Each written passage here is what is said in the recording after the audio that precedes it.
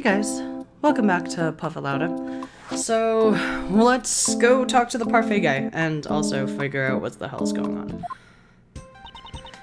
Everyone, I'm so sorry to interrupt, but I have an important announcement. I am one of your flight attendants today, Rhonda Tenero. Rhoda, not Rhonda. Unfortunately, we've just had a minor accident on this flight. An accident? Don't treat us like we're stupid. I caught a glimpse and it was a murder.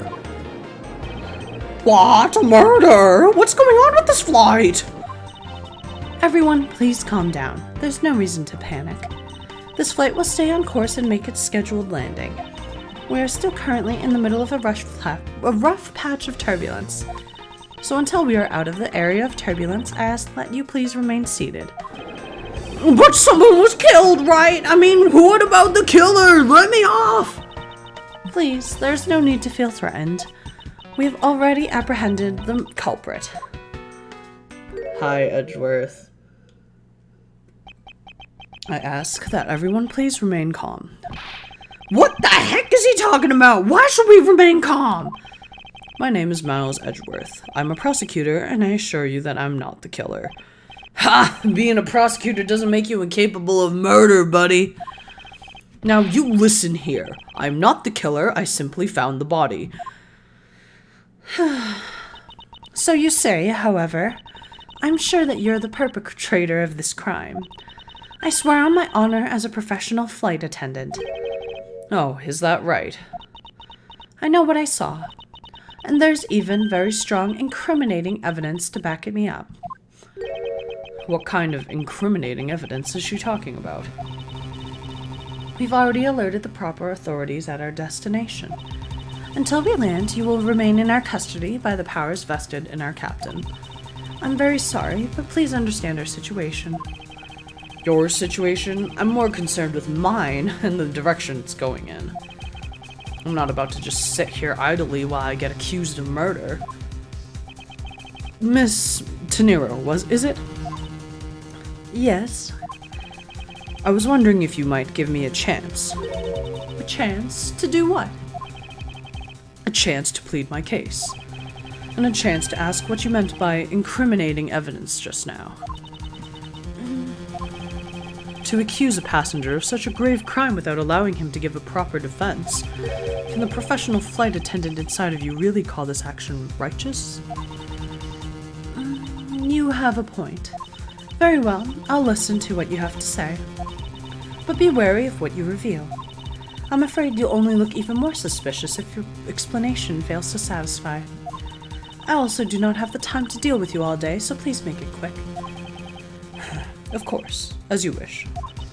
Good. Very well then. Let's get started. I know for a fact that I didn't kill the man in the elevator. What I don't know is what sort of evidence she has up her sleeve. But I'm certain it does not fit with how the crime really occurred. Oh boy. Starting off the game with this. What Miss Tenero saw. I swear to tell the whole truth as a professional flight attendant. Unfortunately for you, Mr. Edgeworth, I'm certain that you're the killer. The scene I saw in front of the elevator. It was you standing there with fresh blood dripping down off the murder weapon. So, if you would please cooperate, we'll turn you over just as soon as we land. Yikes. That's it? That's our evidence? I do not think that you could ask for a more perfect witness testimony. Wouldn't you agree, Mr. Edgeworth? Not really. It's hardly perfect when there's a gaping hole in it. Yikes. Alright. So, clearly it's the murder weapon part because I was not holding anything?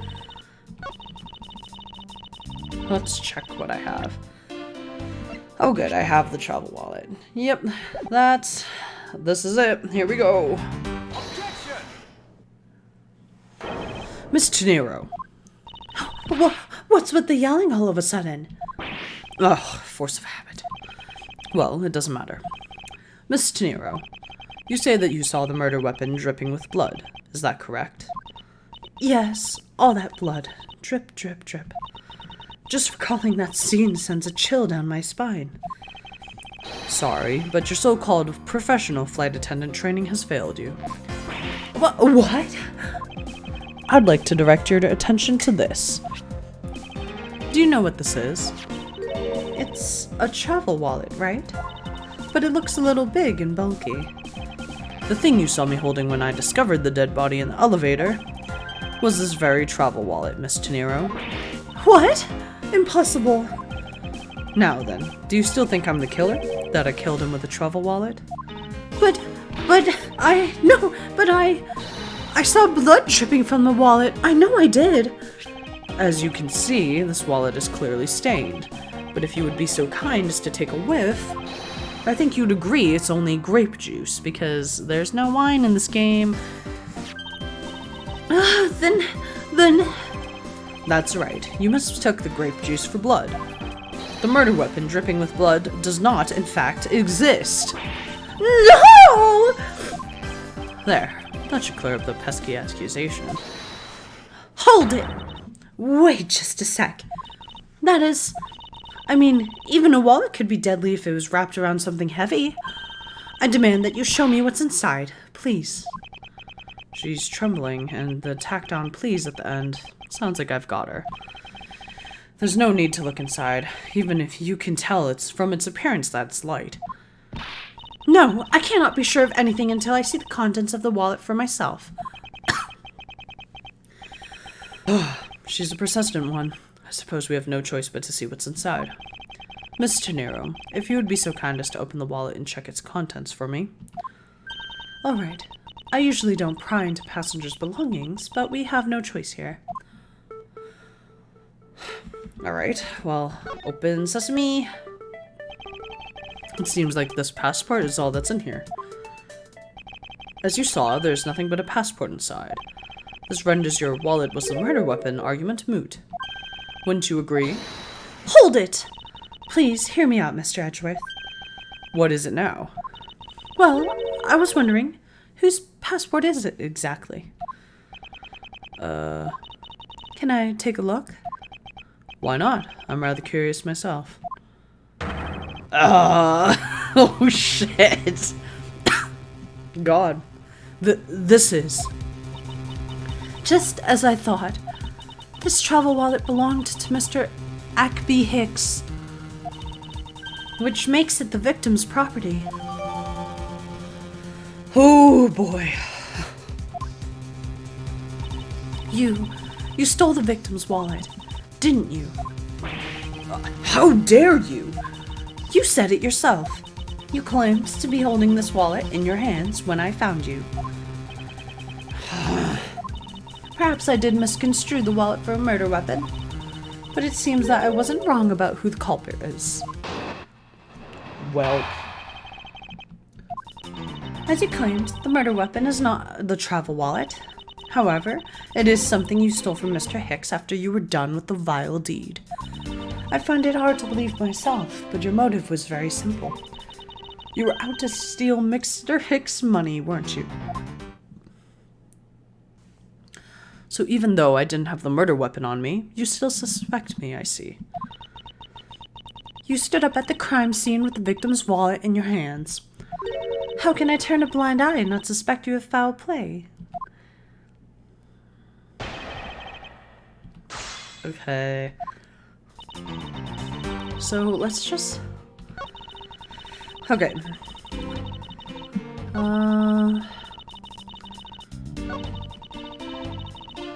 Money, so we're gonna present. And if you look at the crime scene... Oh, whoops, I forgot to... Okay, well, I'll show you in a little bit. In the organizer, if you look, there's money all over the floor. If I wanted money, I would just grab it from the floor, right? I wonder if I may get a word in, Miss Tenero. What is it now? Miss Tenero, I wonder if you noticed the contradiction within your own testimony. What are you talking about? It's simply impossible for the motive for this murder to be monetary theft. One glance at the crime scene should have told you that. What about this scene would prove that the motive for murder was not for the money? For the money. Boom. If I may direct your attention to the things strewn all over the floor. Ah! That's right. The floor is covered in bills and coinage. By your rationale, these were the very things the killer was after. Ah! I think that we can assume that the wallet fell during this victim's struggle with the killer. And I would think that the killer would have noticed something like that money scattering everywhere. Furthermore, as you can see, there was no effort made by the killer to gather the money. But the wallet... Ah yes, the wallet. You will also recall that the only thing in it was Mr. Hicks' passport. Ah! If you were really insisting that it was a crime based off of greed, then you're claiming that it was all for an empty travel wallet. Forgive me! Please! Hey, what the heck? Are you saying the attendant's wrong? So that guy isn't the killer? I don't believe it, everyone. It's a trick. Will you all please be quiet? Miss Tenero. Yes? You lost your cool when you saw the dead body. Plus, the lounge was dark, and looking into the light from the elevator, it's easy to see how you mistook the wallet in my hand for the murder weapon. I take no offense that you thought I was the killer. Mr. Edgeworth. Thank you for releasing me.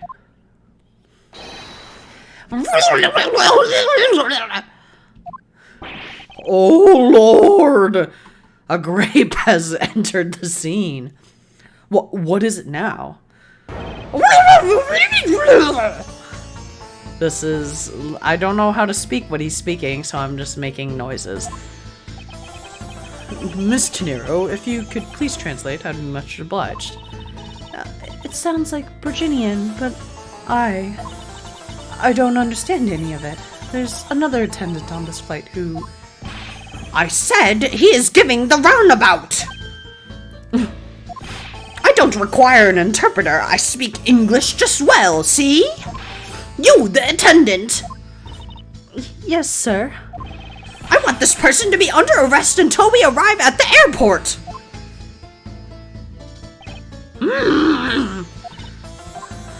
Okay. I'm sorry, sir, but what exactly are you hoping for? What is it you want? I'm finished talking to the likes of you. Please, I would like to hear why you would like me to be held under arrest until we land. You! How dare you try to waste my time! You were the one stuck your nose in my affairs. I wanted to spend even at least one more second with my precious art. I've no time for other things. I know what you are. I see through you. Insolent. Yes, I'm pretty sure that's how you say it in English. Well, I'd hope that I don't dissolve in water, but I don't think that's what you meant. I'm sorry, but I don't think I caught your name. I am Zinc LeBlanc II. I am a very wealthy man in the Bourgogne. But I am not an ordinary rich man. I am an art dealer, the rich seller of beauty. Okay. Mr. LeBlanc, what did you mean just now? Pardon? When you said that Mr. Edgeworth was giving me the runabout? I have to explain? Unbelievable. I will say it once and only once. I do not even have a second to waste. Time is money, as they say. Yes, and yet you continue to blather on. I saw it, yes I did. I saw the victim go into the elevator. Going down to the lounge. It was exactly at 6 o'clock. And what's the significance of that time? At 6, he says. Wait, you saw him at 6? What's the matter, Mr. Edgeworth? He understands, see? Miss Attendant, what time did you discover the body? Well, it was a little after that patch of turbulence, so I would say around 6:15. Hicks was the name, was it? Then I say that the man Hicks was killed in the 15-minute time span. And the only person in the lounge at that time was the prosecutor, yes? Yeah, I was in my seat the whole time. Me too. I was watching a movie and enjoying a fine glass of grape juice. You have like a horrible addiction, my dude. I was still eating and haven't finished, see? The other passengers have an alibi, so you have no problem with them, I suppose? No complaint, I see. Not a single word against this, right? I have no way of discounting what you've just put forth at this point, but it wasn't me. Oh, so you say, but do you have the evidence? What you say, the evidence? Mr. Edgeworth, are you really the culprit after all? Mr. LeBlanc, I suppose you are quite certain in what you saw? Enough to give testimony? Of course! I was looking at that man the whole time! He was playing with that annoying little, small machine the whole time. Machine? Yes, that's what you people call it in English, yes? It was making me crazy with the click, click, click. From that description, it sounds like some sort of small computer. I believe what Mr. LeBlanc is calling or talking about is a cell phone, not calling. You would use the cell phone to call. Whoops. I have to say that I did see him playing with it quite a bit myself. A simple cell phone, a laptop or organizer I can see, but that's kind of low budget. I hate that noisy little machine in his hand. Not a fragment of beauty. All it produces is ugly sounds. Anyway, I know what I saw. Miss Nero. Yes? I was wondering if I might be granted permission to examine the crime scene. What? You want to examine the crime scene? If you would grant me a little measure of time, I'm sure I can produce the real culprit. I don't like the sound of that. Fox in the duck pen. Yes, I think that is how you say it in English. It's fox guarding the hen house, and I believe my innocence was proven earlier. And if I'm given the chance, I can clear up all remaining doubts. Miss Nero, if you wait until we arrive, there's a good chance that some evidence will have been destroyed by then. I understand. Let me see what the captain has to say. This should not be approved! Please, Mr. LeBlanc, in an emergency, all decisions are to be made by the captain alone. Now please wait here while I go ask the captain what to do. I'll be right back. You are not planning to erase evidence while you're doing your investigation, yes? Of course not. We will see. Mr. Edgeworth, you have the captain's permission to investigate the crime scene. What? Unbelievable! I'm in your debt, Miss Chinero. However, there's one condition. I am to supervise you. Can you agree to that? Of course. I see no problem with that stipulation. It's only natural, as I am still a suspect in this case. I take full responsibility and will watch Mr. Edgeworth's every move. I hope this is reassurance enough that there will be no foul play. Now then, Mr. Edgeworth, shall we proceed? If you should need my help with anything, please feel free to touch the partner button. It's time to head to the scene of the crime, the first floor lounge. Lord. Well, let's talk to people before I go down there. Hello? Hey, miss, how about another glass? Excuse me, but I was wondering if you know anything about the murder. How about it? How about a glass together? Sorry, but I must decline. I wasn't talking to you. I was asking the cute attendant. I'm sorry, but I'm on the clock right now. But if you need a refill, I'll be happy to bring you another glass at any time. You got it, Toots. That's no way to talk to a lady. Oh God. If I may have a word with you. This steak so awesome. That's great to hear. However, I would like to ask you a few questions. I was here the whole time, so wouldn't know. Eat or speak. Please pick one, for the love of God. I think he chose to eat. Yes, I can hear that. Oh, this guy's panicking. Don't get near me, you criminal! He said, don't get near me, you criminal. I am not the killer, and I intend to prove that starting now. But that's contrary to the facts! He says, but that's contrary to the facts. I can understand his English just fine, thank you very much. My beautiful seat. Oh, that's right, I was in the middle of recreating a chess game. Just an observation, but aren't there too many red knights around that lone blue pawn? Nonsense. It simply shows that the blue pawn is no match for the red knight's might. The blue pawn is Phoenix Wright, by the way. Oh, let's look. This was Mr. Hicks' seat. I don't see the machine Mr. LeBlanc was talking about. Perhaps it's in the elevator. Maybe. We should probably head down to the crime scene now. Hello? Hurry up and investigate! Time should not be wasted! Precious is human time, is how you say it, I believe. Okay. And we're gonna stop right here. So that was wild. There's a lot of things going on.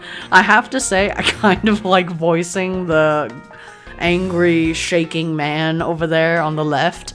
But yeah, we'll see. I hope it's not like offensive. Like, I don't know where he's from and I don't know what accent I'm doing.